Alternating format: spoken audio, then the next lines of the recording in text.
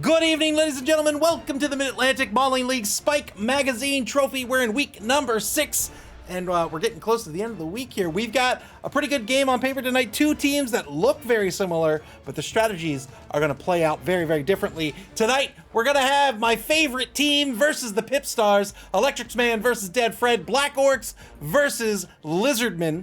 Let's take a look at the standings before we take a look at the two teams' rosters this evening.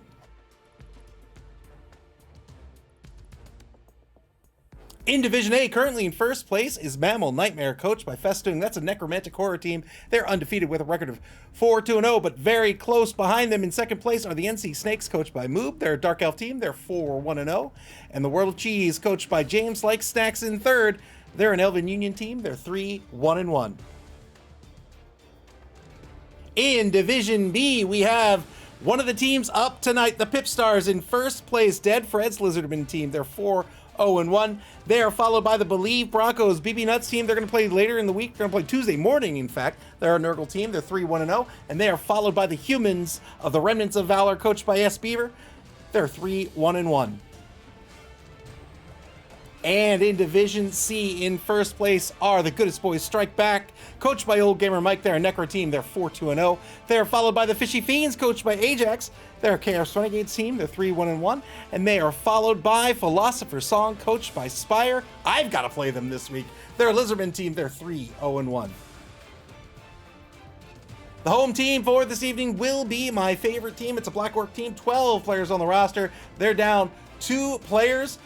Importantly, they're down their big guy here in my favorite troll. They're going to have to pick up a journeyman for 45k. That brings their effective TV up to 950,000 gold. They have 5 of the 6 Black Orcs on the roster, a whole bunch of goblins, 1 apothecary. They're going to have a journeyman goblin as well, so that's going to bring their goblin count up to 6. 1 apothecary, 1 dedicated fan, and 3 rerolls. They're going to be up against the Lizards of the PipStars this evening, coached by Dad Fred. They have a full roster, 8, 9, 10, 11, 12 starting on the pitch this evening. That brings their TV to 1,480,000 gold. That is a massive 530,000 gold in petty cash going to my favorite team tonight. I think that's going to play out in one way, but we'll talk about that in just a minute. The big guy is on this roster, number 2, Gatorade. That's the Crocs. All 6 Sarses have the block skill. Has 1 Chameleon Skink, and then a bunch of Skink runners rounding out this roster. 1 Oppo, 3 dedicated fans, and 3 rerolls. How do these two teams play tonight? We'll talk about the visiting team first. This Lizard team, lots of strength. These Sarses all have a strength of 4. The Crocs has a strength of 5. Blocked all across the board here, save for the Crocs. The Crocs is a rookie and starts with Muddy Blow, though. Strength of 5 plus Mighty Blow. Hank the Ranger, Electrics Man, welcome to the stream. Hank the Ranger says, has Pips Pippy cured cancer yet? I think he did that a year ago. Lots of block, lots of strength on this roster. The tricky part, of course, are these skinks. 5 skinks on the roster. If all 5 of these skinks go away, nobody is left on this pitch that can effectively handle the ball. Of course, all the other players can actually pick the ball up. They do have hands, but they're not very agile here. You see with a 5+, it is very, very difficult for these players to recover this ball and try to score on their own.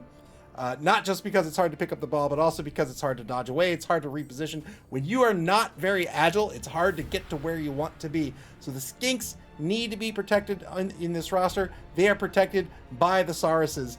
With block all across the board, the PipStars are in really good shape in that regard. Those Sauruses will protect the Skinks. The Skinks will come in for the assists. We have Drips Drippy Esquire, who's the fouler. He's the sneaky git. He'll come in on the foul, perhaps. And then on offense, it's just about protecting those Skinks so that they can shoot down a lane with their massive MA of 8.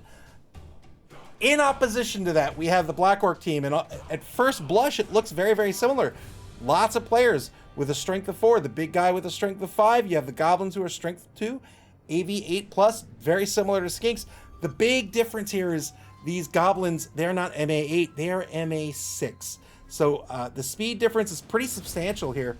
And so I think in this matchup, my favorite team really needs to lean into the Bashy game.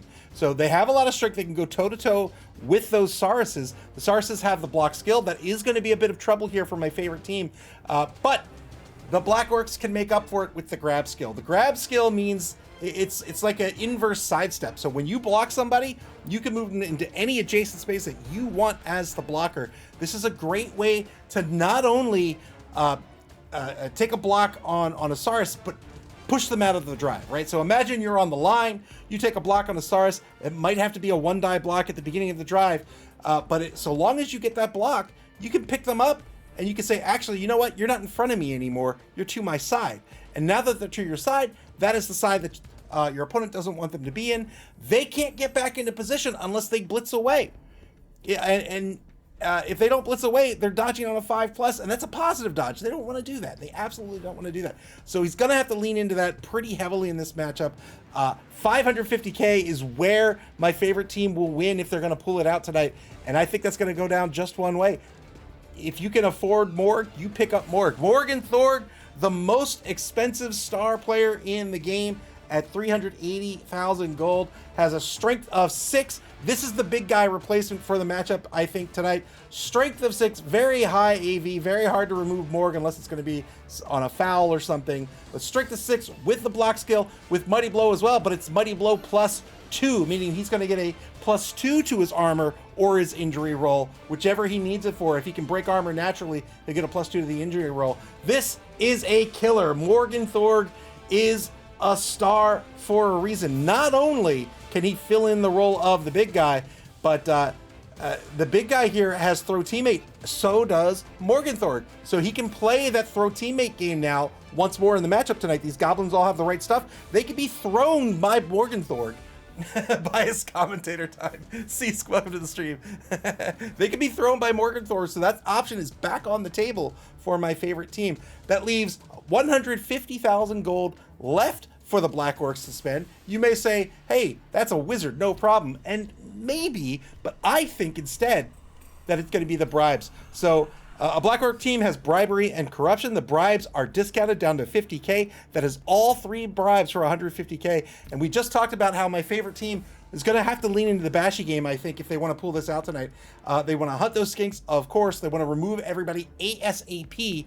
And so if they bring 3 bribes and a Morg with block and Mighty Blow is great. You've got all your strength on the pitch once more. In fact, your big guy's now strength 6 instead of a strength 5. And you have 3 bribes. So you just foul all day long, right? You pick a target, you knock him down, you foul him. If you get called off the pitch, you bribe the ref, you do it again. If you get called off, you bribe the ref, you do it again. I think that's going to be the inducements in tonight's matchup, but we'll see what Electrics Man decides to go with. They will be down a player, so they're going to be picking up a Journeyman. And again, that Journeyman is going to be... A Journeyman is your lineman with the Loner Nega trait. So he's going to pick up another Goblin, probably not really where he wants to be here. He'd love to have a Black Orc. Could instead go for the Merc Black Orc, but I don't think that's going to happen. I think it's going to be a Morgan 3 bribes. We'll see here in just a minute. I think it's an uphill battle for the Black Orc team in this matchup. The Lizard team, I think, is just a better team on paper, but also they're kitted out pretty well here. Again, having block on those Sarses is so very important, and Dead Fred has done an excellent job of spreading out that SPP, getting block on all 6 Sarses as quickly as possible, has a Mighty Blow Saurus and a Guard Saurus as well, which is going to make blocking these players even more difficult. But we'll see how this game plays out. So without further ado, I'm going to see if the coaches are ready to go, and we'll get this Sunday evening game underway.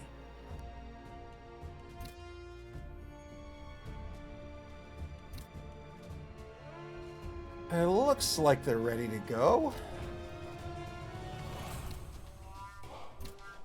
Waiting for the game to start.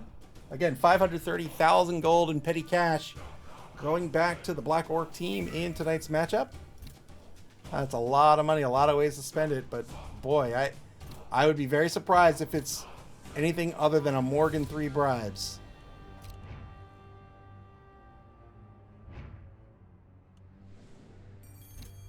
Still waiting for this game to get underway. I don't know if the coaches are in Discord.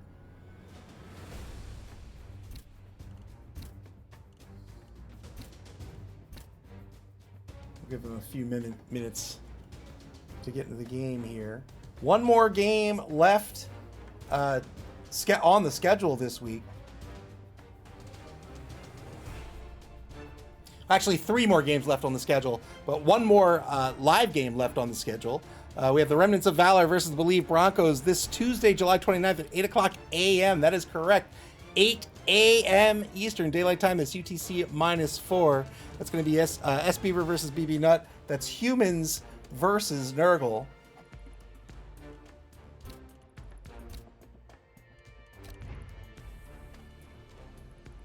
I have no idea why this game hasn't begun yet. There we go. All right.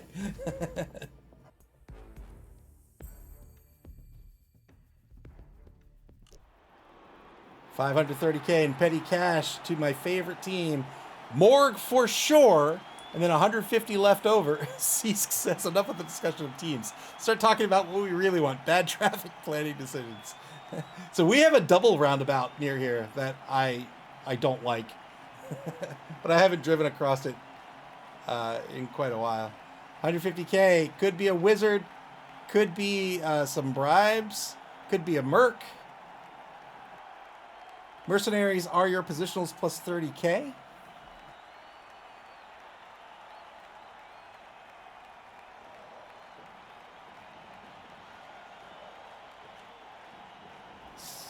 There's a bribe, there's 2 bribes. 50K remaining.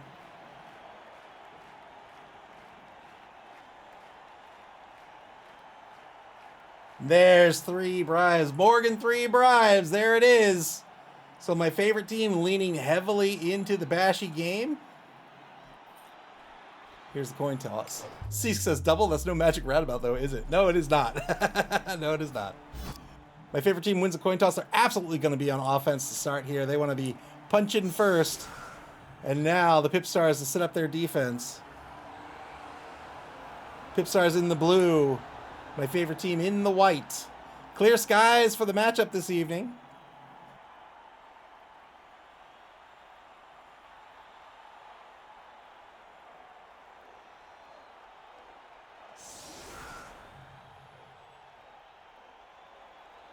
So 3 on the line for the PipStars. They're giving up the wide zones there. They do have the speed advantage. All 4 skinks in the secondary.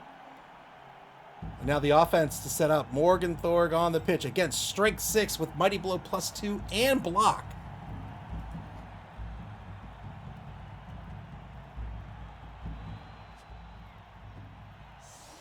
Oh, I don't like that at all. What just happened?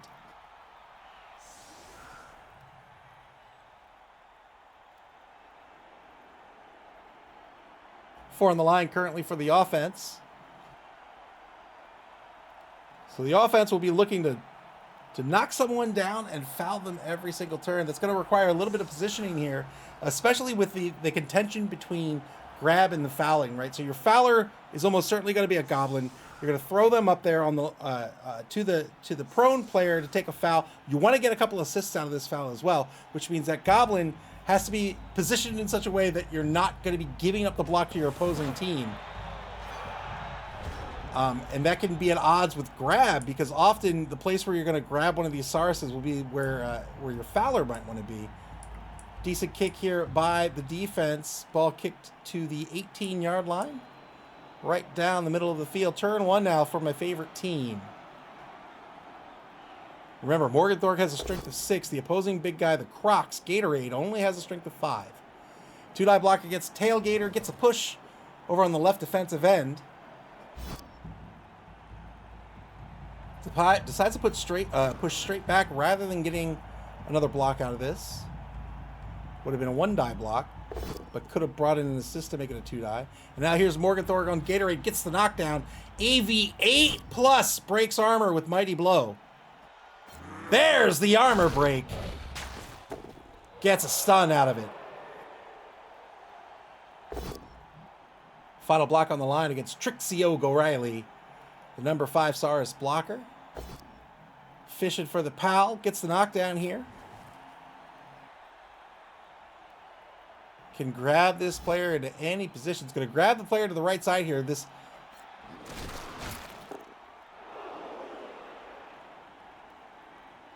suggests that the ball is going to move to the left. He'll probably keep it center pitch for a little while here until the drive develops a little bit more. And that's just to ensure he has movement options. He doesn't want to commit too early here to the left side of the pitch here and then have the defense swoop in and encircle them on the right side. But remember, these marks on these Sauruses are a big deal. They can't go anywhere unless they blitz away. I mean, they could try to dodge away, but that's not going to happen. Good pickup into the hands of my favorite Goblin, the number 9 rookie Goblin. Moves the ball up to the 12-yard line now. Problem with these marks for my favorite team is that typically, or not typically, but if they take the marks and, yeah, there's that foul attempt. Foul attempt with 3 assists. Very good foul attempt. Got nothing out of it. Did not get called off the pitch either. The ref didn't see anything there. Can't see anything behind that massive Morgenthorg and these Black Orcs. Turn 1 now for the PipStars. But taking these marks against the Sauruses, the goal of the marks really is to lock the Sauruses down in place. But if you take them a little too early, these Sauruses are going to be getting a block back on you, and they have the block skill.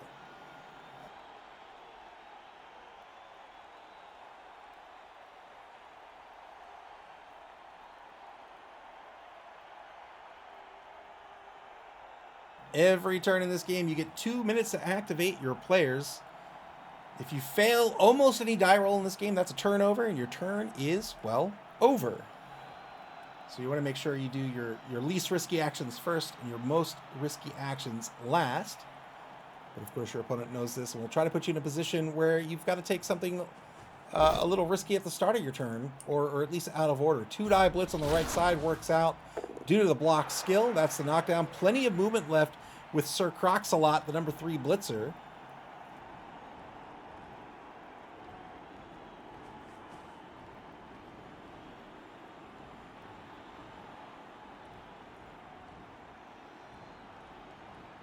I like big tails, and I cannot lie.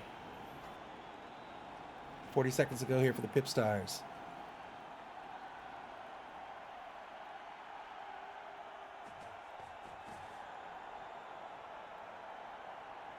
PipStars repositioning their defensive formation. Electing not to go toe-to-toe yet with these big and blockers on the line.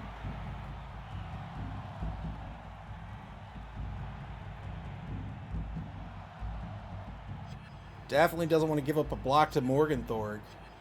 He's going to want to force Morgenthorg on the blitz. And make no mistake, Morgenthorg will indeed be the blitzer every single turn, so long as my favorite team can help it. That's the end of the turn. Turn 2 now for my favorite team. They've got 1 block with a Goblin. I don't think they're going to take it, so that means just a blitz on the table.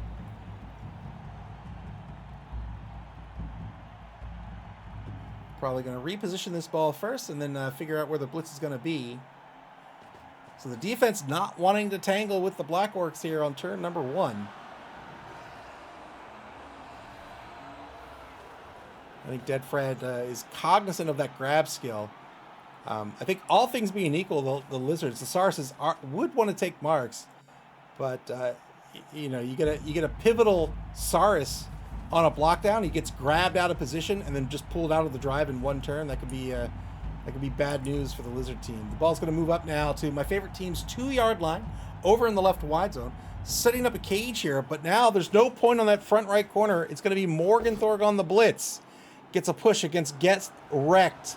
That'll be 1 space back. Thinking about the reroll, it looks like, but doesn't spend the reroll. I think that's a good decision. Will not follow up here.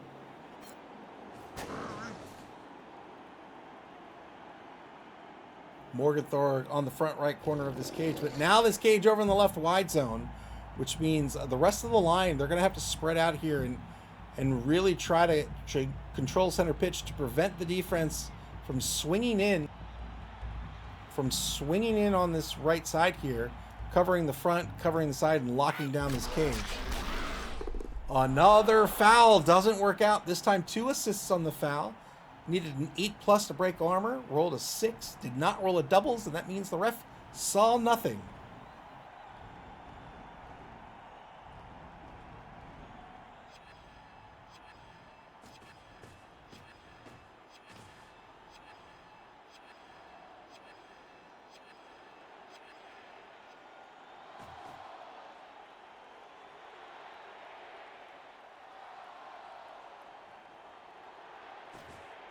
My favorite bringer of pain moving over on the right side here. Setting up a double cage now to try to prevent the lizards from getting in on the interior cage. But they can still try to lock down these black orcs. Black orcs a little more agile than the sauruses. They have an edge of 4+ rather than a 5+. That'll be the end of the turn. Turn 2 now for the PipStars.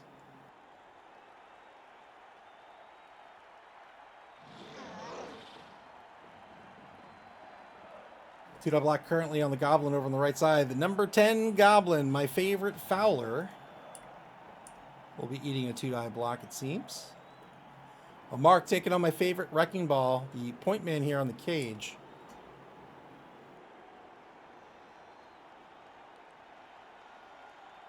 This will be the blitz. It'll be a 2-die blitz with El Bandito. And that'll give the block. That'll give the assist to block skill and mighty blow.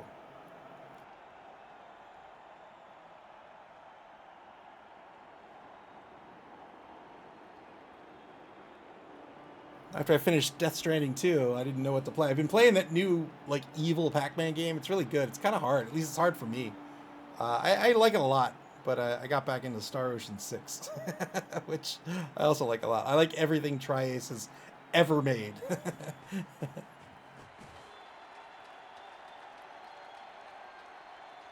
Setting up some columns in front of the cage here. So the blitz will be by El Bandito on number 6, and he'll reposition behind Sir Crox-a-Lot to set up two columns. Here's the blitz. Gets the knockdown with the block skill. Probably wanted a push out of this, but he'll take it. And there's that column. So setting up these columns, what that does is it allows him to control all of this. And even if an offensive player comes in on the blitz, there's still no lane to move through without dodging.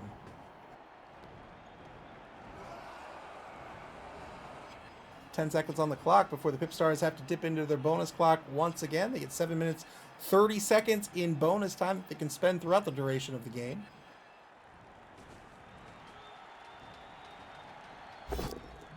Finally, the 2-die block on my favorite fowler. Just going to be a push here. Is he going to follow up, though? I don't think so. Oh, he is going to follow up. All right, follows up and marks out my favorite name to say, the number 5 rookie Black Orc over on the right side. Drippy Esquire, the safety currently in formation. Bootsy Kazoo filling in the right side. And you can see the Hall of Famer Pippy on that third column on the right side of the defensive formation. Turn 3 for my favorite team.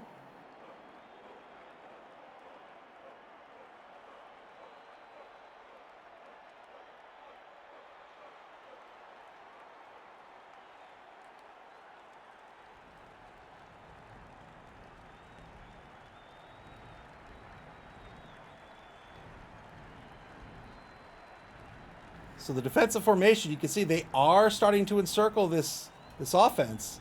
Looks like the offense is going to try to shift back to the right side here and give themselves a little more room to breathe. Spire, welcome to the stream. Spire rooting for the Lizard defense. Here's that blitz on the right side. 2-die blitz. Boy, double skulls will be a reroll into a push.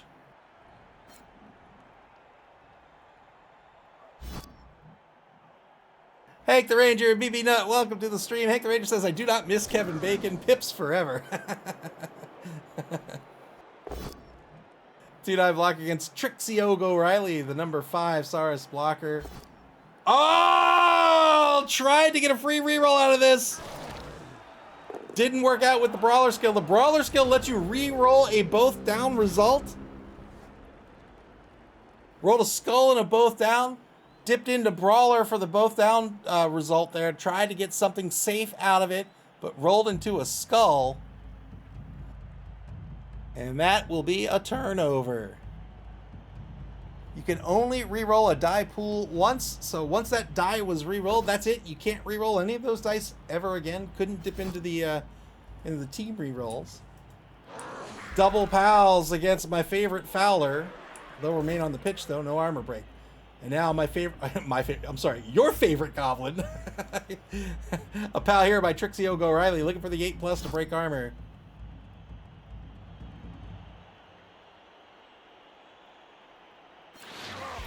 Defense keeping the pressure up. Trying to lock this cage in the left wide zone here. This is the problem with, or this is the danger, I should say, with committing to a wide zone. It eliminates movement options for you and allows the defense to say, okay, I don't have to cover your left side anywhere. There's nowhere for you to go on the left. So the players I would have dedicated to doing that, I'm just going to double up, and I'm going to start applying pressure, or I'm going to set up these columns and just prevent you from getting through. First removal of the evening. The Crocs takes out my favorite Black Orc. I don't think the Oppo will be spent here. Oh, the Oppo is going to be spent. Here we go. And the Oppo does not help. Fire that doctor.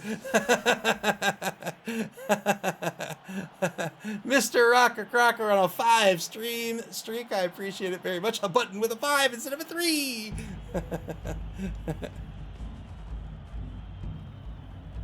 Crocs has Mighty Blow. Comes in on the blitz here.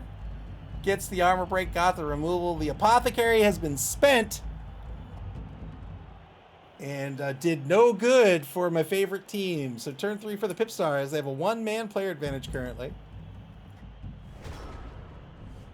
Keeping the formation intact. Very well done by Dead Fred. Turn number 4 for my favorite team. They're still on their own 2-yard line. They've got a column of lizards to get through ahead of them. So that does not look likely. And the lizards are starting to encroach on the right side as well. This might be a retreat by the defense or by the offense. Nope. They're going to keep grinding through this cage. 2-die blitz by Morgenthorpe. Going to get the knockdown. 8+ breaks armor with Mighty Blow. There's the armor break. Gets a stun out of it. Blitz has been spent. A mark on Get Wrecked over on the left side. But now is Morgenthorpe just going to step back into play? Yeah. So the ball's going to stay in place here on turn 4.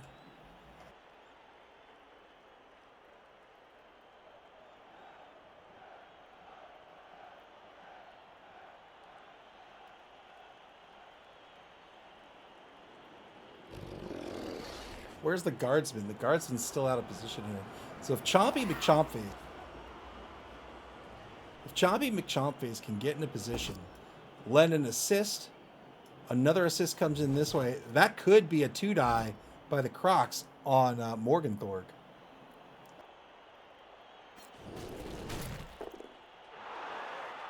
Knockdown on the right side. Knock down that guardsman, Chompy McChompface. It costs 3 MA to stand up, so Chompy McChompface has had their movement allowance effectively reduced to 3. So they won't get in on that assist on the next turn at least.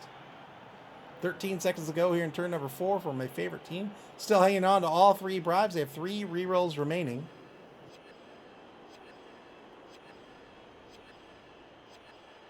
Look at Morgenthorpe trying to hype up the crowd. He's like, yeah! My favorite team back on the bonus clock. They've spent a minute. They have 6:30 to go. 2 dodges by your favorite goblin to get into position on that right side there. Covering the right side of the cage, but really has no movement options right now. Seems to be dedicated to trying to punch their way through forward down the left wide zone, but they've got 4 turns left, so we'll see if it works out. Turn 4 for the PipStars, final turn of the first quarter.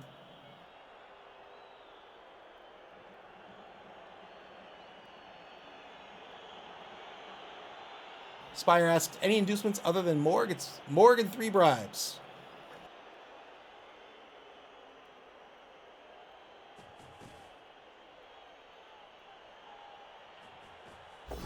Blitz on my favorite Wrecking Balls. Double skulls for the PipStars. They're going to re-roll this into a push.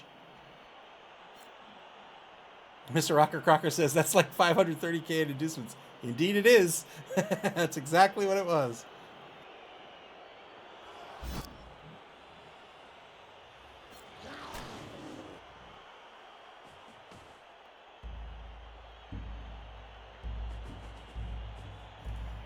Gets a push on the first blitz here against my favorite Wrecking Ball, setting up the assist for another 2-die against my favorite Wrecking Ball. Pulling in Drip Strippy Esquire to fill in the column before taking the block. Good action order by Dead Fred. Gets the knockdown here. Mr. Rocker Crocker says, that's more than I've made in my lifetime. And Morg makes 380K a game. Oh, life is unfair.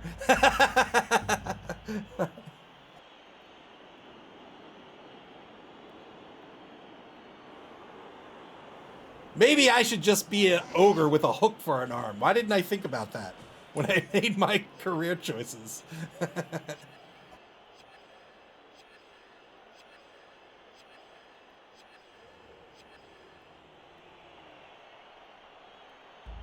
James Like Snacks, welcome to the stream. James Like Snacks says 380 in a game for Morg? Aren't there salary caps in this league?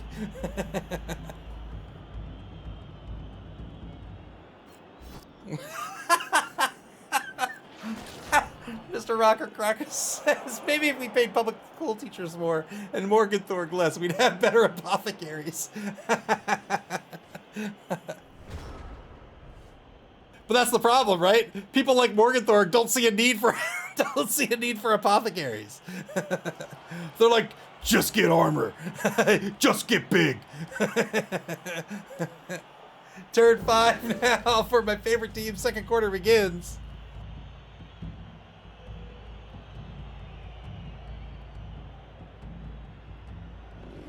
Continuing to go toe to toe on this column, or on this defensive formation. Taking a mark against Get Wrecked. It's a 2-die block coming back right now. Does this mean there's going to be the blitz on Get Wrecked by Morgenthorpe?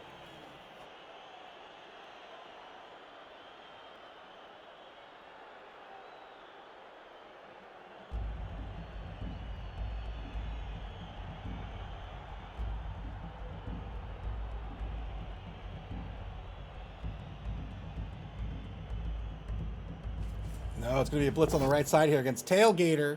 Gets a both standing result out of this. Oh, no. We're going to see a more... Spends the reroll. Ooh! Spent the reroll. Didn't get through Loner. Now down to 2 rerolls. But are we going to see Morg dodge away here? It's just a 3+ to dodge away. I'm very surprised we saw that reroll there. Morg is a star player. Loner, Morg's going to stay right in place. So my favorite Fowler is going to fill in the gap on the back right corner, trying to prevent the blitz on Morg here with the assist. But we could see a blitz on my favorite Fowler and then a mark on the ball here.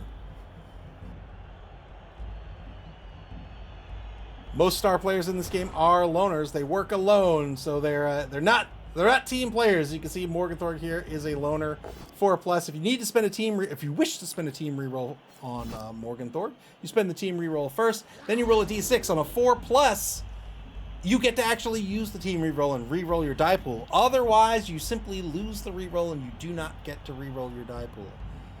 So spent the team reroll there, failed the loner roll, was not able to reroll those block dice. Turn 5 for the PipStars. Mr. Rocker Crocker says, wait a minute.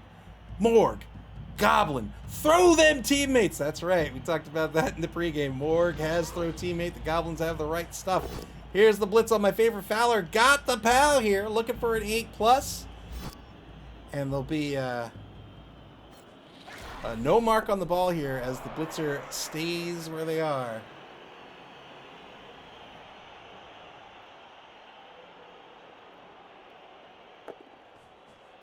Moob says, yeah, isn't he the best throw teammate in the game at PA 4+ with a reroll from his special ability? That's right. That's right. He is the ballista. His once per game ability here is he can reroll a failed throw teammate. Has a PA of 4+. PA is your passing ability. There's the 2-die that came on Morgenthorpe. Got the pal here. Needs a big 11+ to break armor. Doesn't get it. A 1 in 13 chance of breaking armor on Morgenthorpe. And now Morg will not get to block. Will have to blitz if he's going to take a block at all in the next turn. 2-die block against my favorite game to say. Gets a knockdown due to the block skill. This frees up the guard player, who's probably going to start moving in on this cage.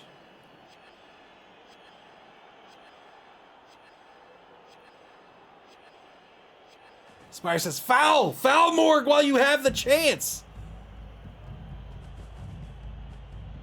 I think the foul's probably going to be by Slim Scaly. Nope, it's going to be by the Sneaky Git, of course. Of course. Gets a stun on Morgenthorg. Well done. Got 3 assists on that foul. Here, here, and here. That brought the AV down to 11, 10, 9, 8 and broke armor.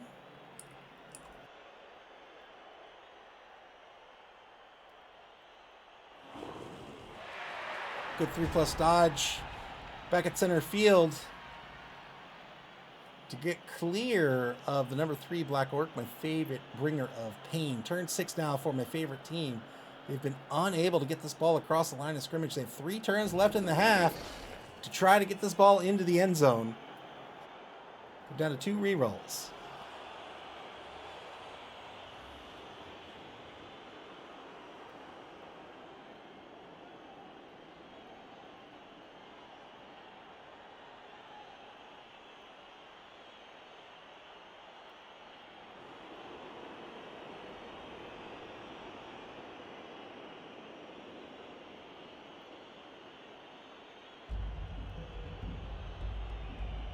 .45 seconds off the clock. No action yet for my favorite team.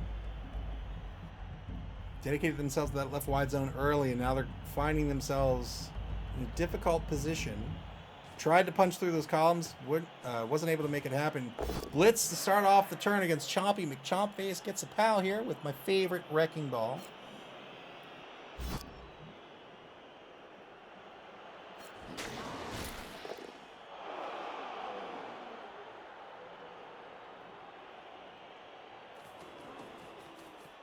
Looks to be retreating the ball back to their own 6-yard line. Moving back to center field. Trying to give themselves some more options to move, but they're going to have just 2 turns to get this ball into the end zone. And it looks like Morgenthorg's going to be out of the drive.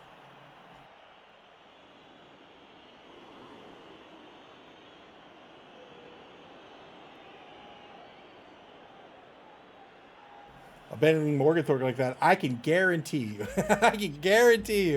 this Lizard team is going to keep 4 players dedicated to Morgenthorg and keep trying to foul on that 8+.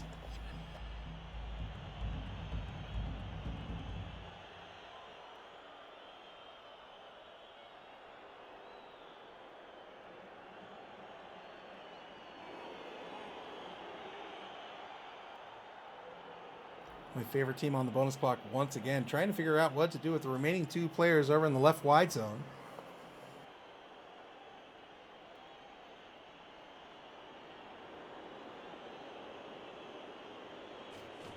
They're going to keep fighting. They're going to try to eliminate these assists, but the PipStars, I think the way they're going to respond here. So they've got an assist here. So that's a 2-die against my favorite mistake. They'll get a 2-die with Tailgater against my favorite Fowler, and then they'll go for that 8+ Sneaky Git foul again by Drips Drippy Esquire. Turn 6 for the PipStars so far, keeping this ball off of their side of the field.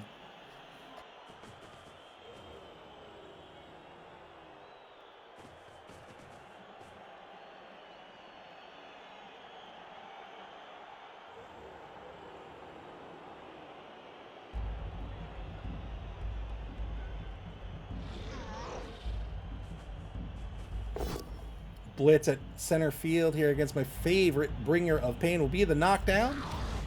Thanks to the block skill, got an armor break. That is a huge armor break. 2-man player advantage now for the PipStars, and now finally there's a mark on the ball. Well done on the blitz.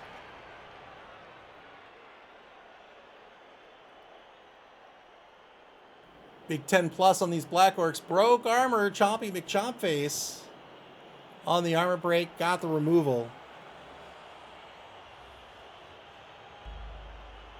2 dice on the ball now, and remember that Gatorade the Crocs has that prehensile tail, so any dodge away is going to be a -1. Right now, My favorite goblin on the positive dodge, it's a 50-50 dodge. He does have the reroll with the dodge skill. That makes that a 75% chance of success.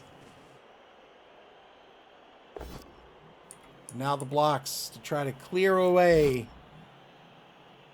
Morgenthau. Got to push on the left side. 3-die block on my favorite Fowler coming up. Here it is. Gets the knockdown. Breaks armor. Gets a stun. And now the foul. Now with 4 fouls, it's a 7+ to break armor against Morgenthau. Did I say 4 fouls? 4 assists. Slim Scaly repositions to the right side. 2-die block on the right side of the cage gets a knockdown. Under 5 minutes, 30 seconds on the bonus clock for the PipStars.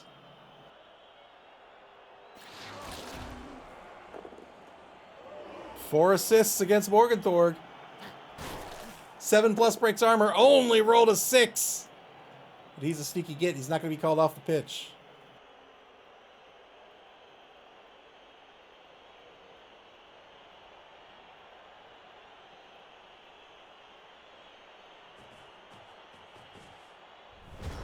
Turn to 7 for my favorite team. They've got 2 turns to get in the end zone now. They have not crossed the line of scrimmage, and they have to end this turn in scoring position, which they could do with Morg, but it's not looking good.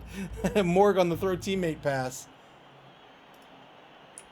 Can they even get in the score naturally? They can, but they'd have to move forward every single turn. They might hand off to your favorite goblin. They're in a tough spot right now.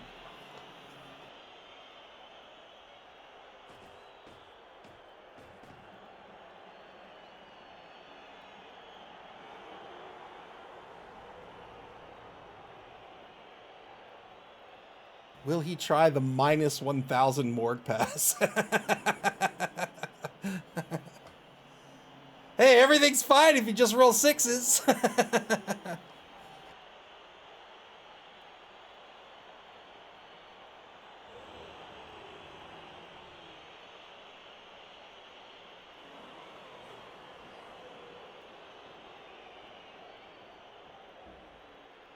Oh no, is he gonna dodge Morg away? Ah!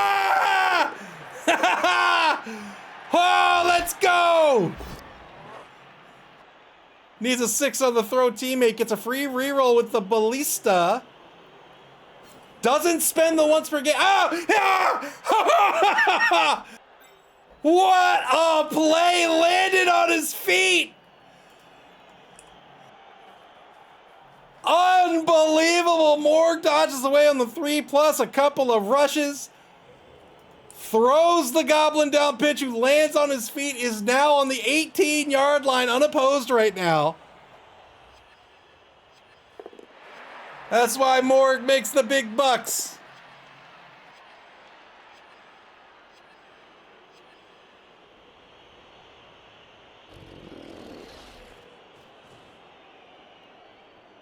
Two rushes to round out that play. My favorite goblin on the 22-yard line.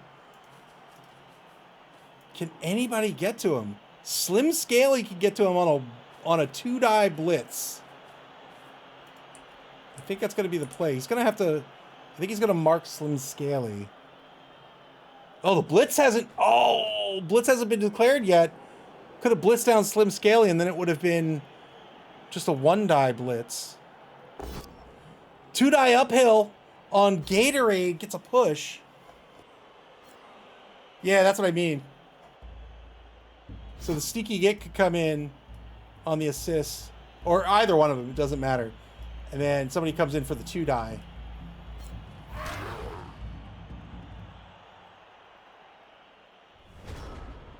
Turn 7 for the PipStars, so I think we're going to see a 2-die blitz on my favorite goblin. Can they stay on their feet?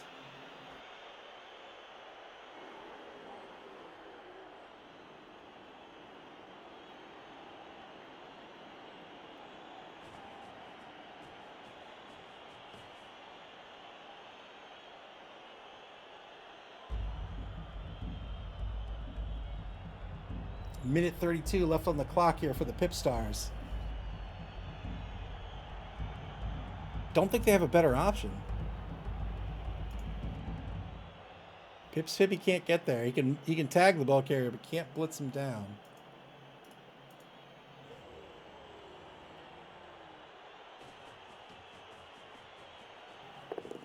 Rushes for a mark. So no blitz on the ball carrier.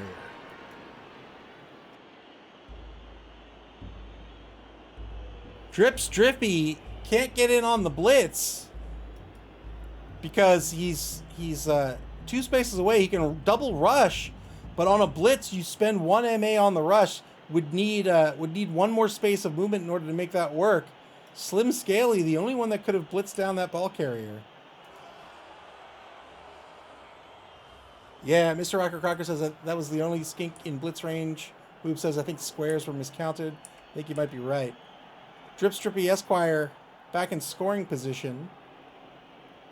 Just in case the PipStars can recover this ball. Or maybe that was the play all along? I don't know.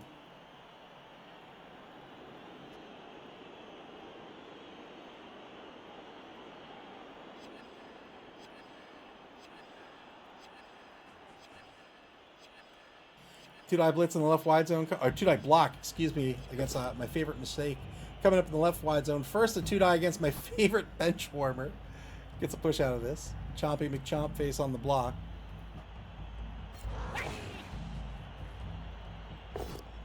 Now a 3-die on my favorite ball carrier. Gets a dodge push out of it. Oh, why did he get the knockdown? Oh, because he had a both downwards lock. That's why he got the knockdown.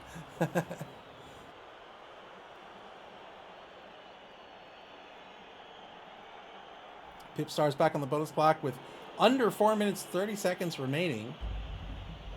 Still hanging on to 2 rerolls for the half.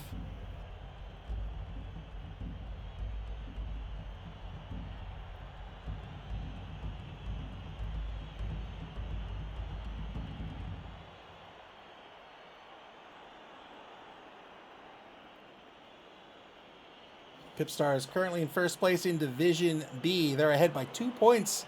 Ahead of the Believe Broncos, coached by BB Nutt.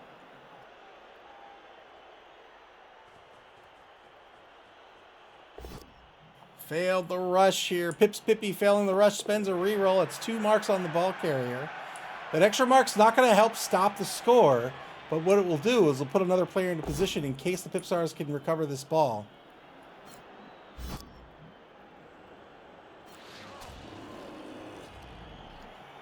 Do you think they'll dodge away Bootsy Kazoo? I think so.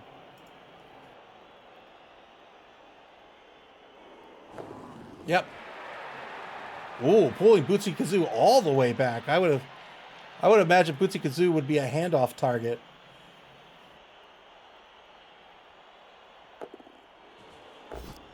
Three-die blitz against your favorite goblin by Gatorade. Just gets a dodge push out of this. That'll be the end of the turn. Just 2 minutes, 57 seconds left on the bonus clock for the PipStars. Turn 8 for... I keep having to double check. Is it my favorite team or your favorite team? Against turn 8 for my favorite team. They're currently at a 3+ dodge with a free reroll in order to score. I don't think they can make it any better than that.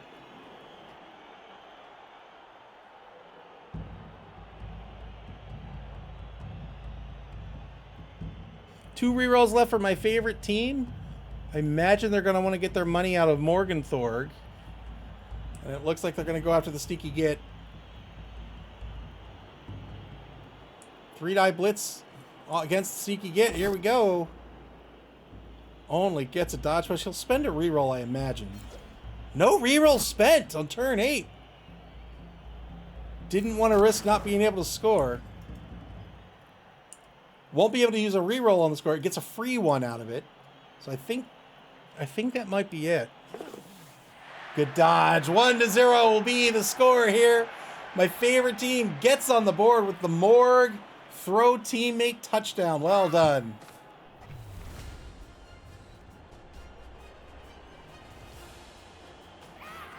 Very well done by Electrics Man to get on the board here. 1 turn left in the first half.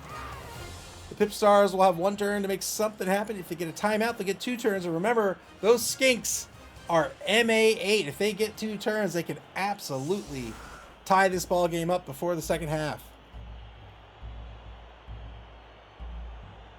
One-man player advantage for the Lizard team going into this final turn of the first half. Uh-oh. Uh-oh. Looks like somebody disconnected. Moob says, perfect stall. That's not how you expect Morg to earn his money, but it seems worth it so far. Yes, indeed.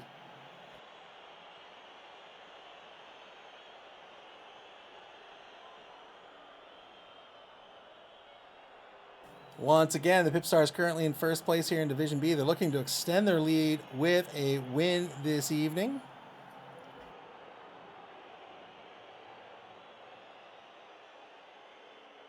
Hopefully this isn't a big problem and that whichever coach disconnected can get back into this game quickly. You hate to see games lost on technical issues.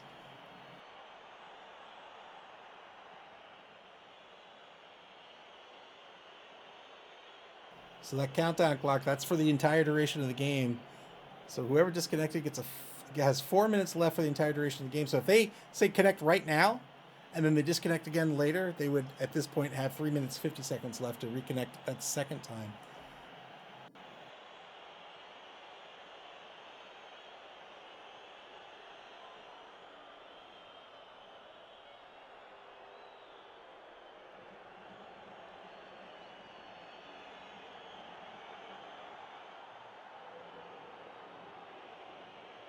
Time ticking down. I just sent a message in Discord to make sure. Oh, it looks like Dead Fred disconnected. Oh, no. Hopefully they can get back on.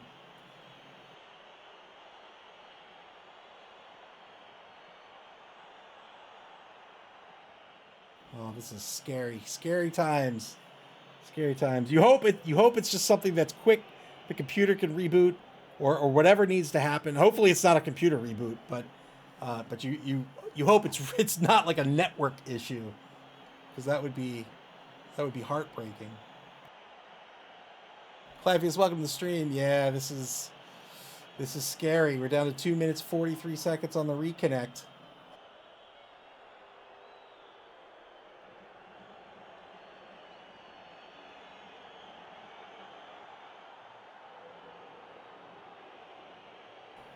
Oh man. You don't like to see games end this way, especially for a team that has worked hard to climb that leaderboard and be in first place in their division. Remember, the top 2 teams from each division are guaranteed a spot in the cut to top 8 after 9 weeks of regulation. After that, you can still make the cut, but there's only 2 slots remaining, and now you're basically duking it out with every team in the competition, not just your own division. The top 2 from each division make the cut, and the 2 best placing teams besides will make the cut.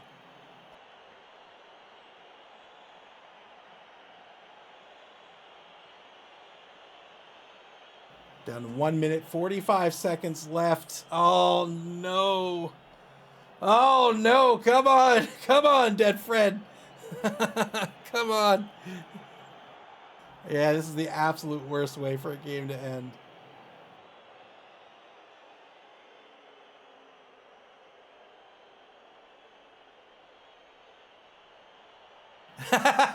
Hey, there we go. Mediocre greatness says, I hope the Pips is on the job. he's just playing with cables. All right, it looks like the PipStars are back, or Dead Fred's back in the game. Thank goodness. Pips did it. That's right.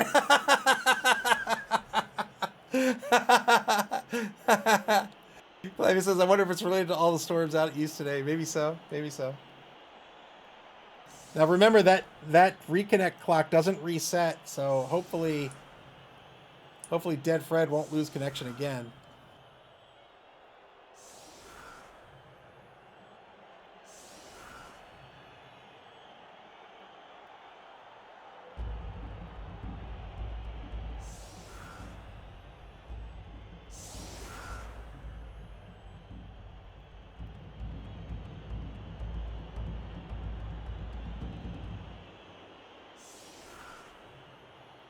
My favorite team setting up their defensive formation. They're keeping all those goblins safe. If they want to keep them safe, are they? Ugh. I mean, there could be a blitz on Snick, the #1 goblin lineman, but we'll see. They're a little far forward. 3 have to go on the line. It's going to be the 3 of the Black Orcs. They're all strength of 4. Clivey says, I see your favorite team is ahead. Spire says, Pips 1 turn touchdown. Let's go. Pips Pippy the Blodger, #1 here. He's a halfback. Scoops McAdoo back to receive the kickoff. Has on the ball as a chameleon skink. Will get 3 points of free movement on this kickoff.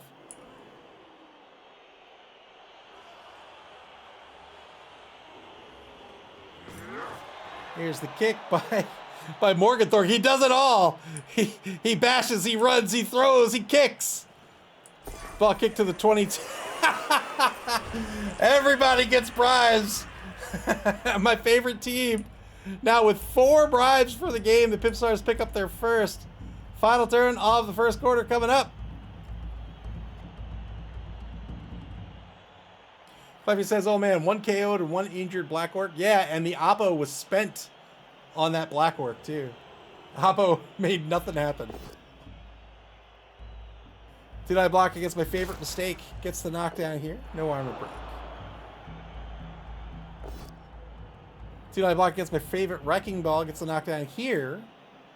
Cliffy says, what are they saving those bribes for? They haven't been saving them. They just haven't needed them. The ref has not been paying attention.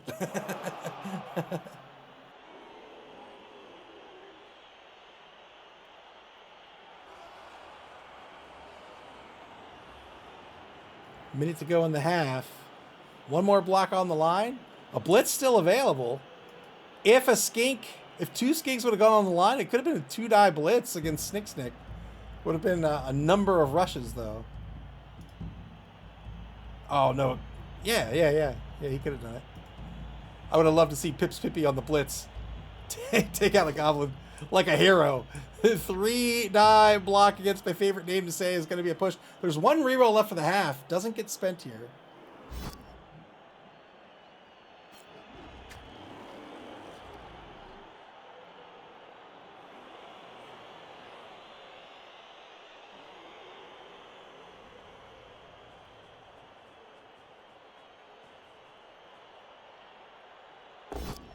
Two-die block against my favorite name to say is going to get the knockdown. Looking for a 10+ on a 2d6.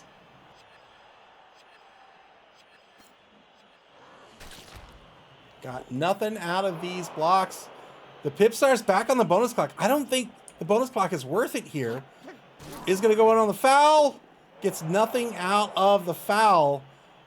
Boy, I don't think the bonus clock is worth a point of SPP. Oh, I don't know. We'll see. We'll see. PipStars burning through that bonus clock. They're down to 2 minutes, 35 seconds. Good pickup. Going to try to pass for a point of SPP. SPP stands for Star Player Points. Those are the experience points in the game of Blood Bowl. As players gain those points, they can level up and learn new skills.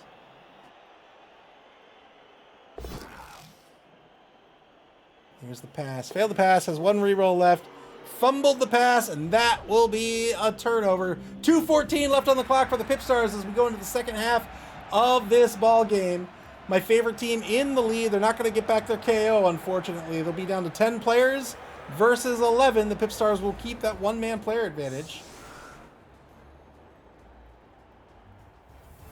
And now the PipStars will be on offense as they go against the Black Orcs and Morgenthorpe. My favorite team, sponsored by Morgenthorpe. Actually, I guess they paid for Morgenthorpe. It'd be the other way around. Morgenthorpe, sponsored by my favorite team.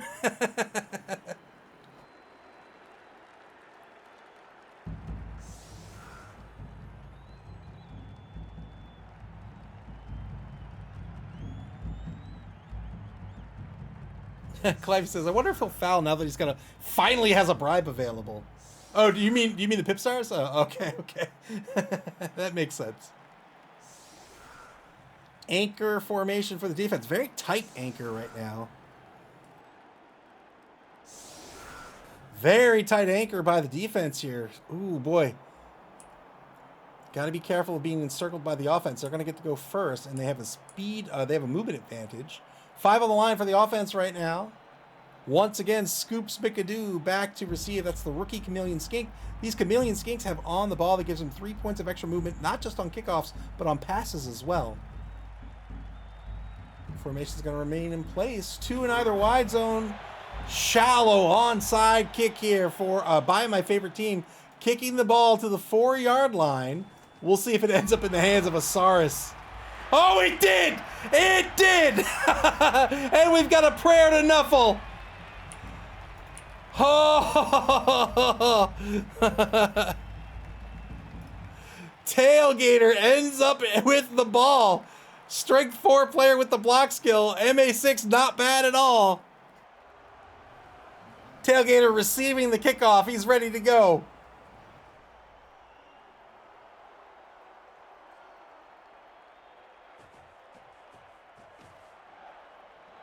And now Tailgater, the ball carrier. The level 2 Sars blocker wearing number 7 moves the ball to the 4-yard line. 2-die block against my favorite Wrecking Ball. Gets a push here. Sir Croxalot on the block.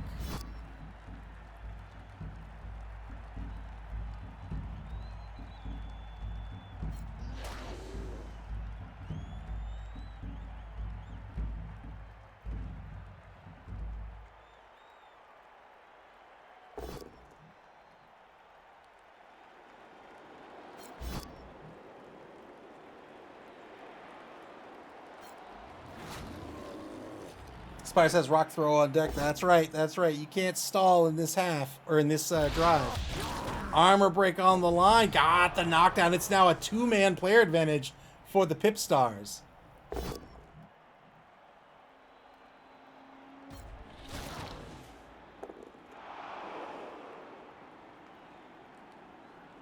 Blitz still on the table. The defensive line has been blocked down. Pippy in on the assist against the journeyman Snick. 2-die block with the blocks. I'm sorry, 3-die block with the block skill. It's 5v2. Got the pal. Looking for an 8+.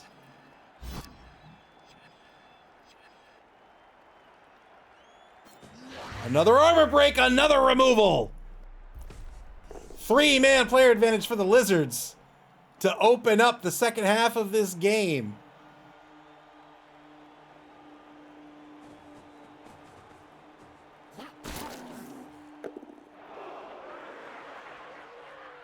Another removal here. 2 removals in this turn. The sneaky git went in on the foul here against my favorite name to say, but got nothing out of the foul. Ball caged up on the PipStars 4-yard line. Turn 9 now for my favorite team.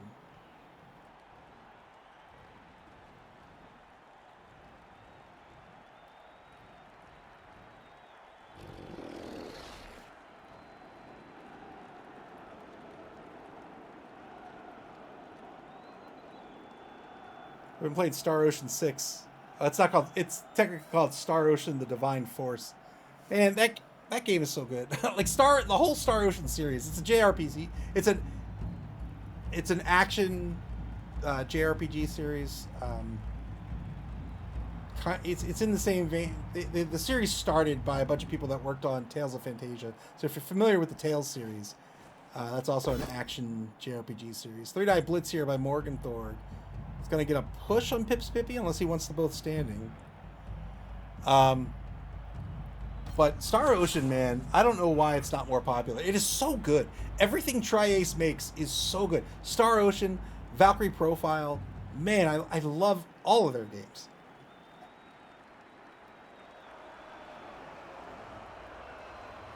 The third Star Ocean game, I'm going to spoil it for you because it's like 20 years old at this point, maybe older.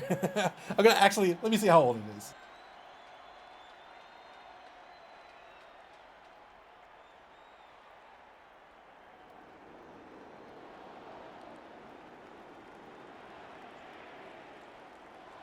"21 years old." 21 years old. 21 and a half years old. So the third Star Ocean game, Till the End of Time, was on PlayStation 2. It is debatably my favorite in the whole series. Just very deep mechanically. It has this like item creation system that's also very, very deep. It's not just like 3 wood builds a sword. You know, it's like very intricate. Combat system's very intricate. And the story I think is great. So the story is very divisive. I'm going to spoil it for you. If you don't want spoilers for the 21-and-a-half-year-old game Star Ocean till the end of time, come back 2 minutes from now. But at the end of the game, all the characters learn that they are video game characters, which I think is brilliant. So they've realized they're part of a video game, and they like fight for their existence as real, quote unquote, real people. But you also realize like their universe is our universe. So the conceit is that we're all in a video game. But I just think it's so cool that the video game characters learn that they are in a video game. But a lot of people don't like that for whatever reason. I don't know why. But I think it's awesome. Anyway, Star Ocean 6 is so fun. All the games are fun.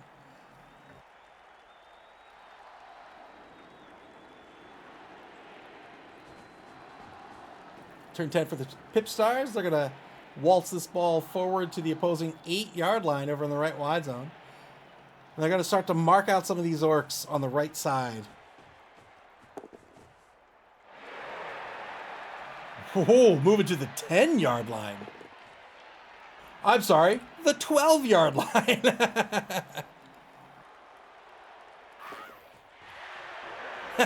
Move says, oh my god, spoilers. Next you're going to tell me that Bruce Willis was dead all along or something in that one movie where the kids saw dead people. Mr. Rocker Cracker says, dude, I still haven't watched it. Come on. PipStars on the bonus clock. Again, they're down to 1 minute, 34 seconds in bonus time. So what they've done here is they've moved the ball forward and they've started to mark out these orcs so that they're not going to be able to reposition to get in on the ball. Does this suggest the PipStars are going to try to score early?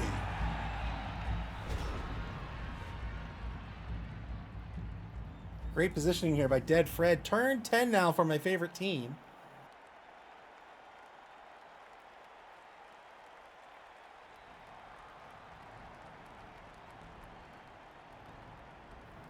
Hank the Ranger with the Telestrator of Doom. Yeah, we'll see. We'll see if I just killed a player. Yeah, so Tri-Ace is the company that makes all those games. Their games are just so rich. They're so mechanically deep. Man, they have another one called Resonance of Fate. It's called End of Eternity in Asia. Ballistic Goblin, here we go. Intercontinental Ballistic Goblin going after the ball carrier. My favorite Goblin on the failed pass, but lands on his feet. Currently marked by Scoops McAdoo. But now what? He's been thrown in the wrong direction.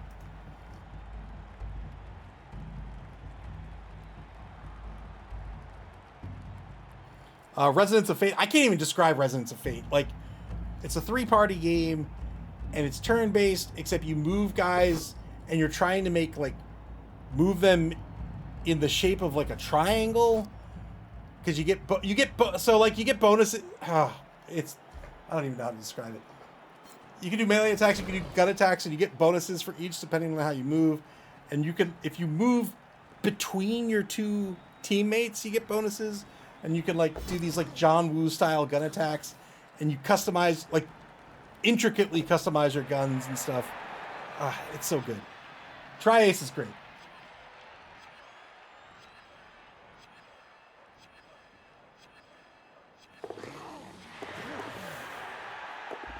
Dodge, dodge, dibbly dodge, and a rush to take a mark on Tailgater. 2 marks now on the ball carrier. A good 3+ away from Scoops McAdoo, shadowing in effect. He's going to need a 5+ on the shadow roll. Doesn't get it. And now the blitz, the 1-die blitz. Oh my goodness gracious. Got the POW on the ball carrier. 2 assists to make it a 1-die blitz. It works out. Knocks the ball out of the Saurus's hands. Very well done by Electrics Man. That's why he's my favorite goblin. That's right.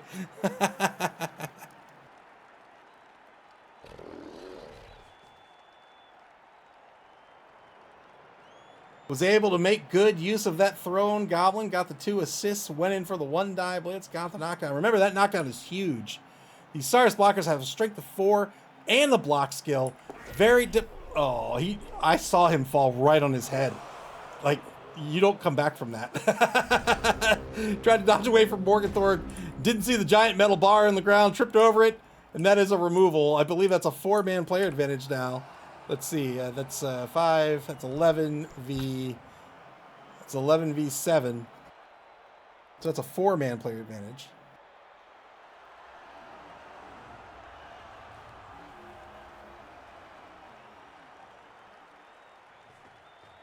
Blitz to get things started. 2-die blitz against my favorite Fowler. Got the POW. Again, these goblins only have an AV of 8+.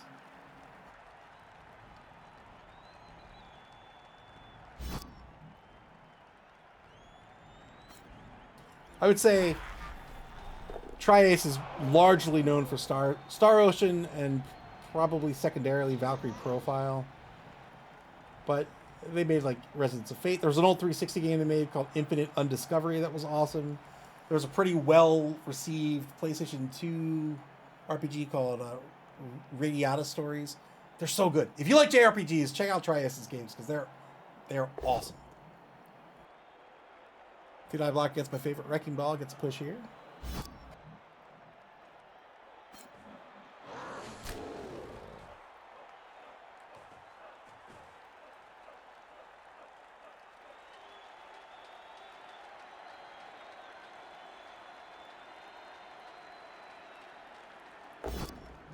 And now 2-die gets my favorite goblin. Got the POW out of this.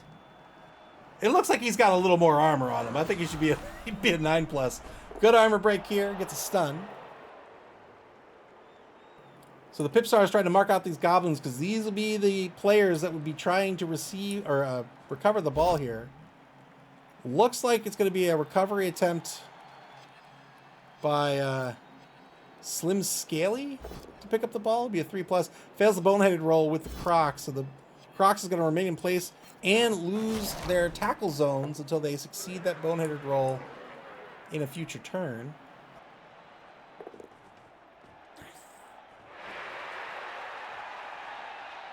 Just like that, no problem. 1-1 ball game, all tied up early in the second half.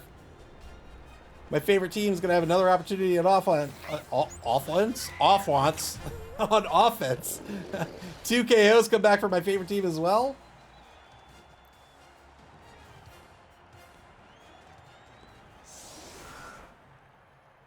Was there a prayer to Nuffle? Oh, there was. It was throw a rock. That's right.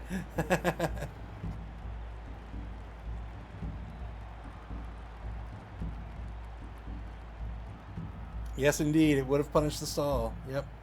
Dead Fred. I still would have stalled. I mean, I still would have stalled.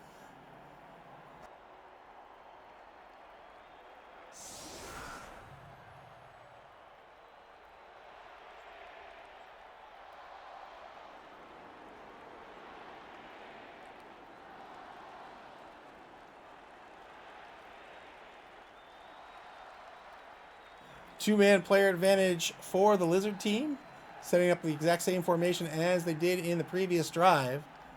Currently, Morgenthorpe on the line there. I imagine, I don't know, so tactically, I don't know if I want to go against the Crocs. Maybe. I might just want to tie down the Crocs and put Morg on somebody where my armor break might be a little better, but the Crocs doesn't have the block skill. Yeah, I don't know.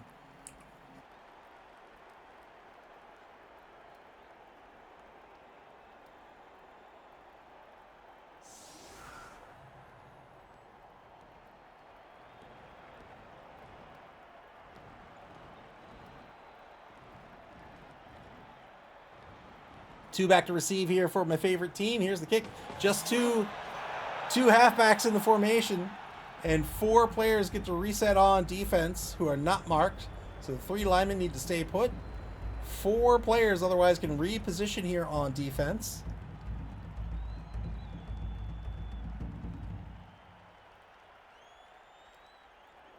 Ball's going to be kicked to the 18-yard line. It will bounce 1 space after landing.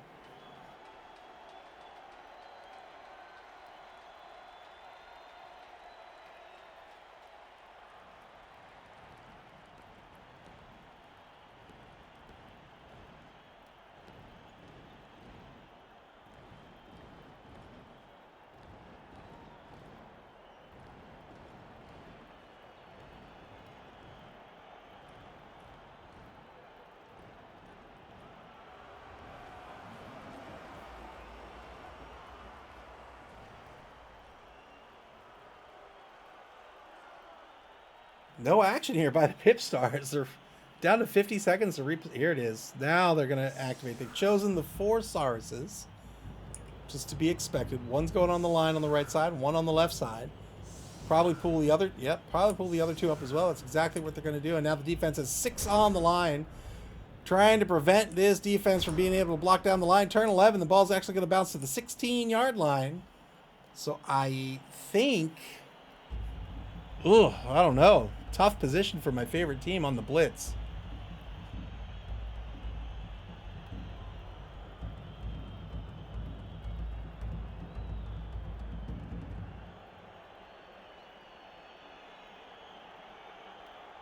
So they can get a 2-die with Morg, but that's not going to clear anybody to lend assists.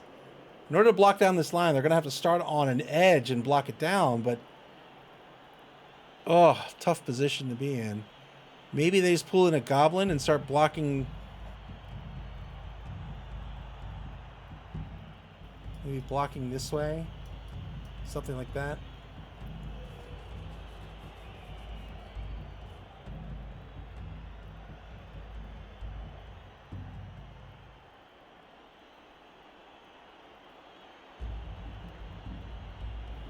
Either one of these corners, they could bring in a goblin for a 2-die. They're going to go for the ball pickup right out of the gate. Ooh, moving this ball right up to... Oh! 2 rushes to start the drive. Ball pickup, 2 rushes to a handoff to my favorite Fowler. The ball now right behind this offensive line on the 4-yard line. Spire says throw. He is going to go for it. Oh! Needs a raw 6 here. A natural 6. Just going to go with the inaccurate throw.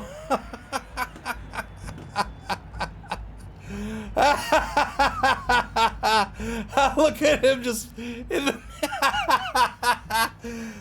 Morg just picks him up and shoves him into the ground.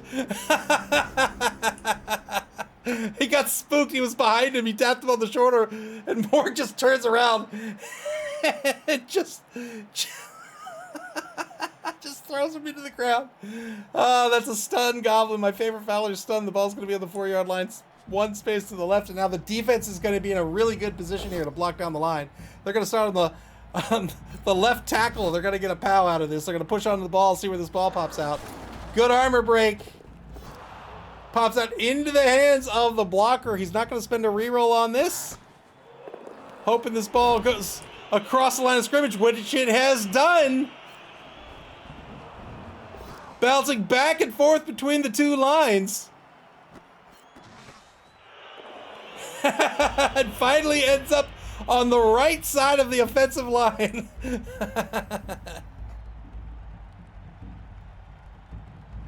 Whew. I just love how the goblin was just like wiggling in warp space, waiting for his fate to be determined. Good block on the right side here. This ball has been cleared up for a skink to undoubtedly go after it after the blocks on the line are done.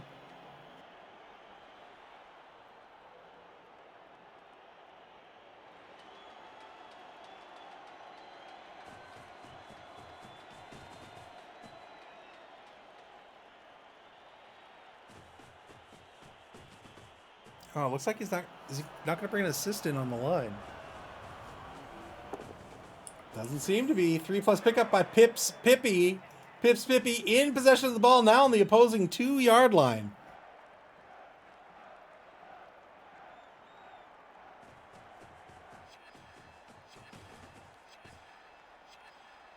Trying to control that right wide zone with that defensive recovery of the ball.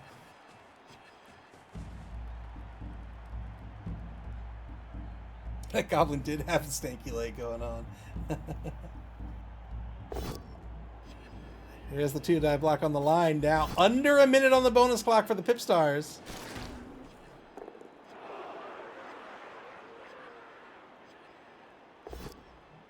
Take a 1-die against my favorite bringer of pain. Got the knockdown there as well. And now a 2-die block on Morgenthorpe. 35 seconds left on the bonus clock. 2-die block. Got the POW. Probably won't get the armor break, but we'll see. Turn 12 for my favorite team. 26 seconds left on the bonus clock for the PipStars. It's a 1-1 ball game. The PipStars on defense recovered this ball after the failed teammate throw.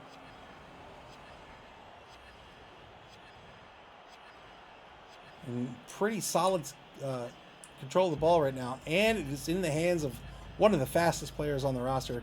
Pippi, the Hall of Famer, is a blodger, has sidestep. Success stress timer. Shamestone, welcome to the stream. Shamestone says he was facing the wrong way anyway.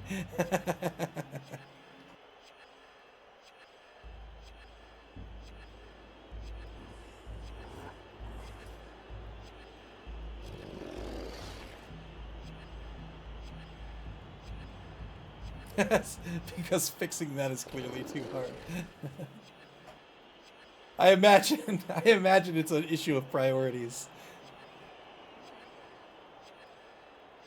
So I didn't know how to couch it, and I hope it didn't come across the wrong way to the development team, but I file a bug report. I consider it a bug. I don't know if they do, but so if you have an uneven number of teams in a round robin competition, it will, it'll pair everybody up and one team is going to have a bye. But the first round, I would argue, should be randomly sorted. And it's not. It's sorted alphabetically. So if you sort teams alphabetically, I think it's the first team gets a bye in week 1, which I would argue is disadvantageous to that team.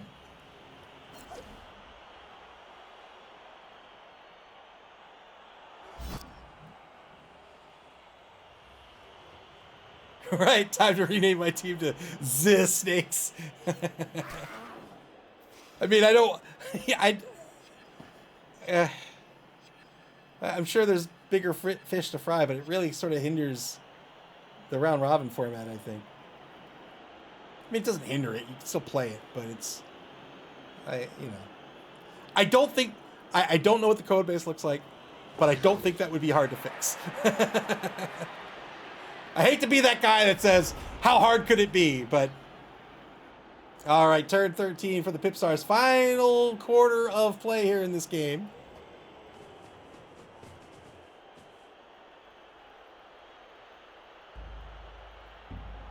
Like, I imagine these teams are in a data store, a database of some sort, and you can use a domain-specific language like SQL to just say sort or just say random, or even not SQL. Just do it in memory. Just whatever.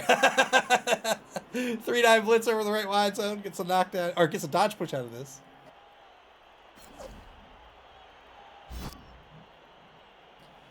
But it could just simply be that there's lots of bugs and, they get prioritized and, the game-breaking bugs take priority. Plus they have to build out new features.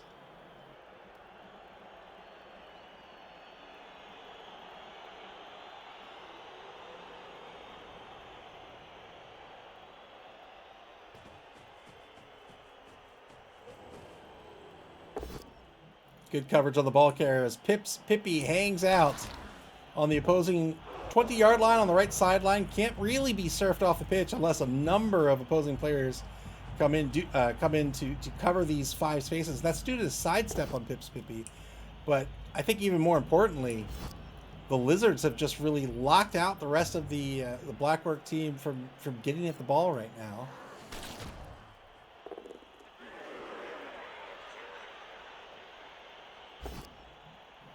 One die block by Chompy McChomp base against my favorite Bringer of Pain. Gets the knockdown. Again, looking for a 10+ here.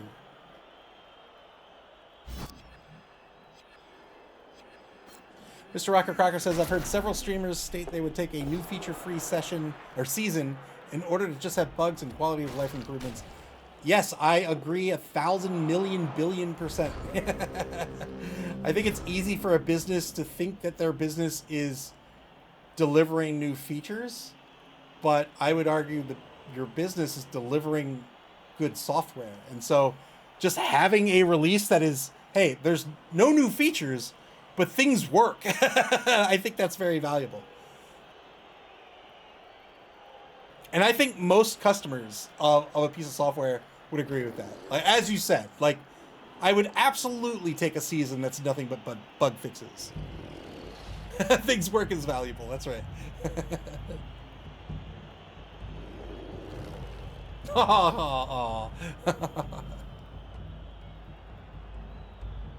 I imagine they have to appease their publishers, and I imagine there's contracts in place that say you've got to have a new team every X time and yada, yada, yada. But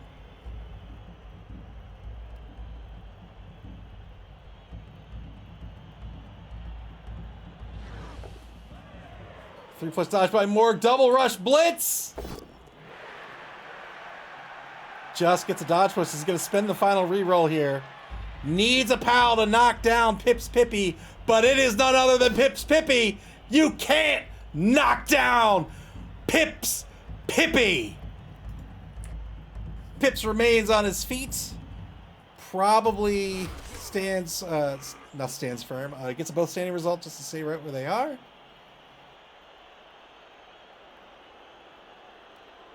Tried to make the big play to go after the ball carrier, but didn't work out here as they went through, burned through their final team reroll. Trying to get another mark on Pips here to prevent that from being a positive 3+ dodge away with a free reroll, but didn't work out. Turn 14 for the PipStars. There is some pressure on the ball, but I imagine Pips Pippi is just going to move over here, and then there'll be a cage on the ball. So Pips can move 8. That's what, 4, 8. Maybe Pips ends up here. And then there's a cage. Doesn't even need to be a tight cage. It can be a loose cage around the ball. I think the Ranger says Pips Pippi is a once-in-a-generation talent.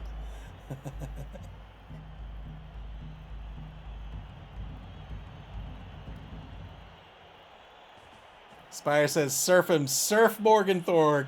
Do it. Do it!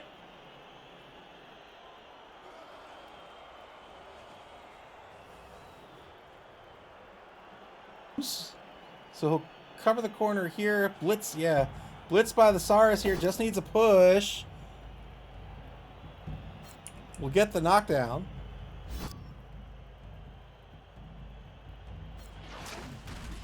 So no surf against Morg.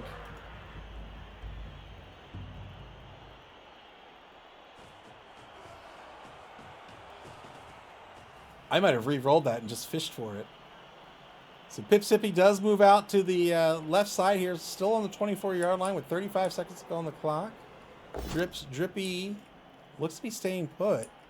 3-die block back near the line. Gets a good stun. All these armor breaks will be good here at the line. That means these players are going to be just nowhere near Pips Pippi in the following turn.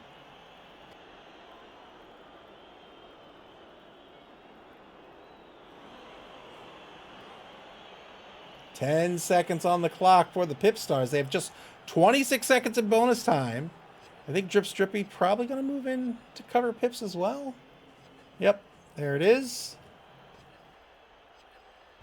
Back on the bonus clock once more, down to 20 seconds.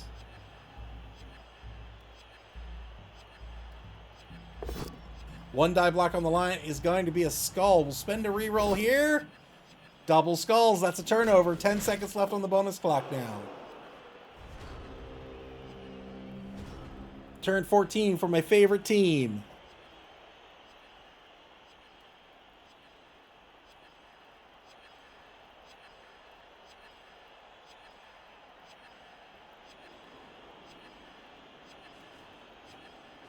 One ball game. Pips Pippy hanging out just outside that end zone, trying to run down the clock. 2 rushes by my favorite wrecking ball to try to stay in this drive. Clefty says, can he get anyone at Pips? He can get my favorite Fowler there, technically. Can also get my favorite bench warmer there. So he's 3, 4, 5, 6. Well, he can mark with my favorite bench warmer. Double rush blitz doesn't work out on the right side of the pitch. Stuns himself as he hits the dirt. Turn 15 for the PipStars.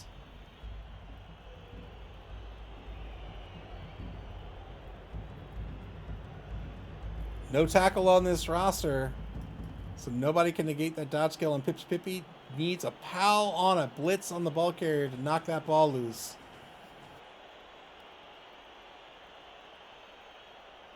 Clevy says, who is he trying to blitz? That's Saurus? Yeah.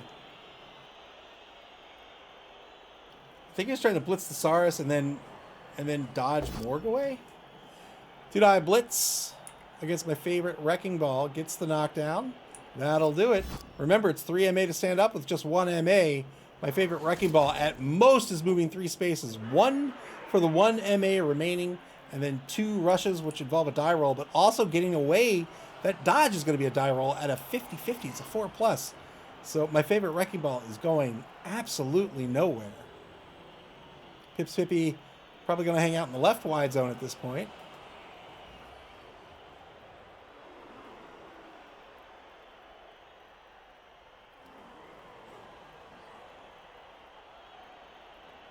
Measuring spaces for sure. I think a mark will be taken against my favorite Fowler. Or maybe he'll just be marked out by the 2 skinks. Nope. Some protection on Pips Pippy, but a mark will still be taken against my favorite Fowler. I have to imagine. He can still be marked out by the 2 Sauruses. You can put a Saurus on either space orthogonally to this goblin that's going to force 2 dodges, one of which is a -1.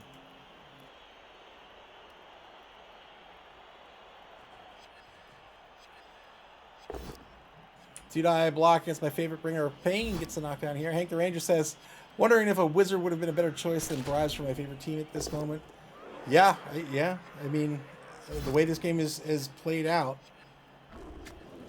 3 seconds left on the clock for the PipStars. So that is it. They are out of time.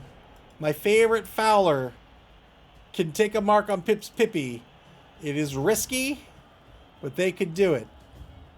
1, 2, 3, 4, 5, 6, 7, 8. They could try to surf Pips Pippy. I think that might even be the best chance they have at coming out of this with a draw.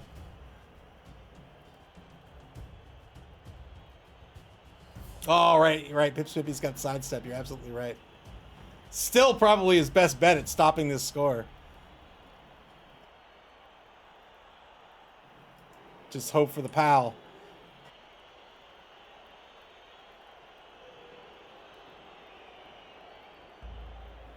I mean, it's a lot of die rolls with no re-rolls remaining. But hey, what are rookie goblins for? Clevy says, isn't he 1 space short? He's got 1, 2, 3, 4, 5. Oh, I kept thinking this. He was a skink. Yeah, he can mark, but it's still his best bet, I think.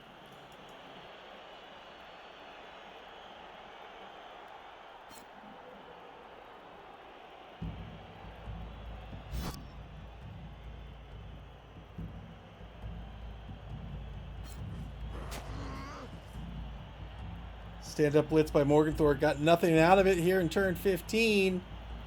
30 seconds on the clock for my favorite team.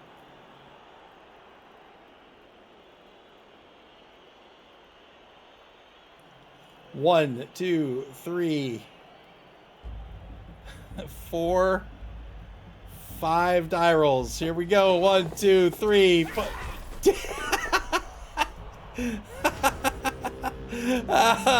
Almost got there. Almost got there. Turn 16 for the PipStars. Are they going to risk any die rolls, or are they just going to get this ball into the end zone to win this game? There'll be one turn left for my favorite team. Cliffy says it's always the last rush that gets you. I think it was I think he failed the dodge. Yeah, he failed the dodge.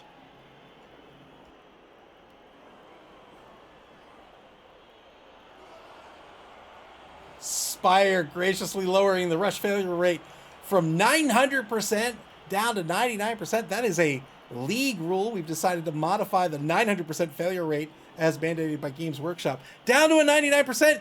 Should somebody in chat allow it?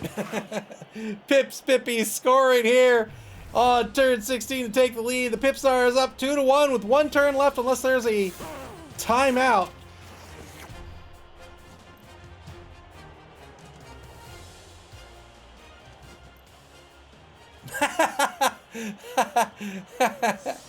Move says technically any rush you fail is the last rush.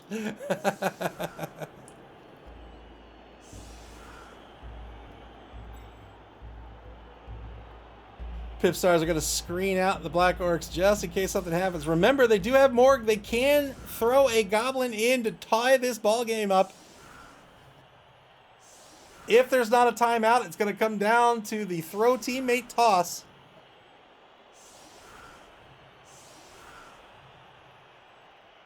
So the PipStars setting up on their 22-yard line to force as many dodges as possible.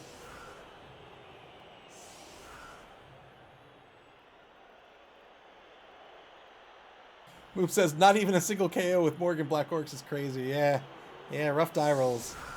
All right. So we've got 9v11. Whoa! Oh, I thought he chose this formation.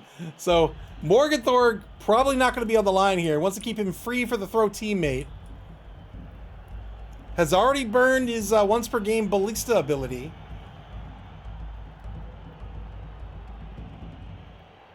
No kicker for the defense, so they could get away with one to receive, but they're probably going to have two back to receive just to ensure they have enough mobility to get this ball into the hands of whoever's going to score. Maybe my favorite Fowler.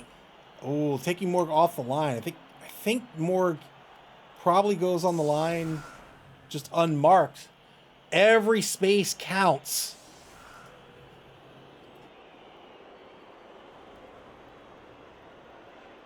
So if Morg were on the line, Morg can throw. That is the maximum distance Morg could throw from the line of scrimmage.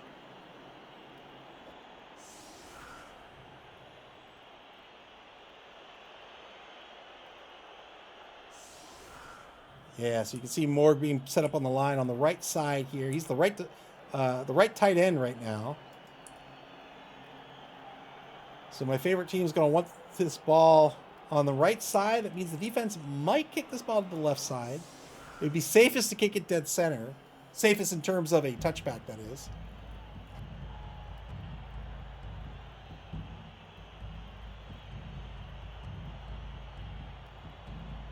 With no rerolls remaining, I don't think my favorite team is going to bother with any blocks on the line. I think they're just going to try for this one-turn touchdown. If they get a timeout, that might change things. In fact, it will change things.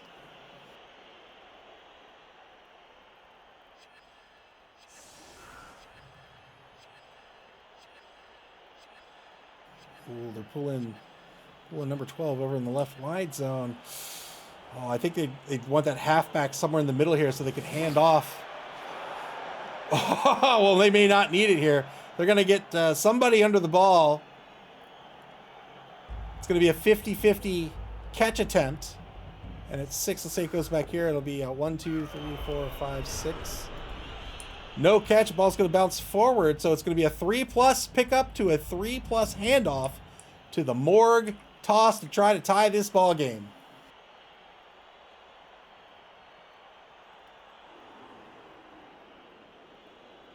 No rerolls remaining. Has to do this all on natural dice. Can my favorite team pull it off?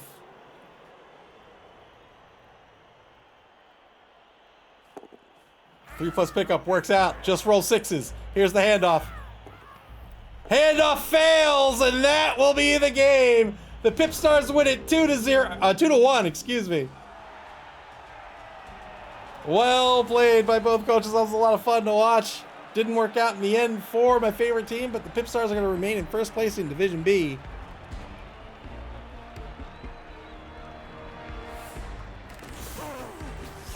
And you can see the team rightfully celebrating with their all-star Pips Pippy wearing number 1. And the PipStars pick up another win here, increasing their lead in Division B. They have 15 points, 5 points ahead of the Believe Broncos, who will be playing this Tuesday. James Lake Next says, GG coaches, consider me entertained. That was a lot of fun. All right, let's take a look at the schedule before we leave for the evening.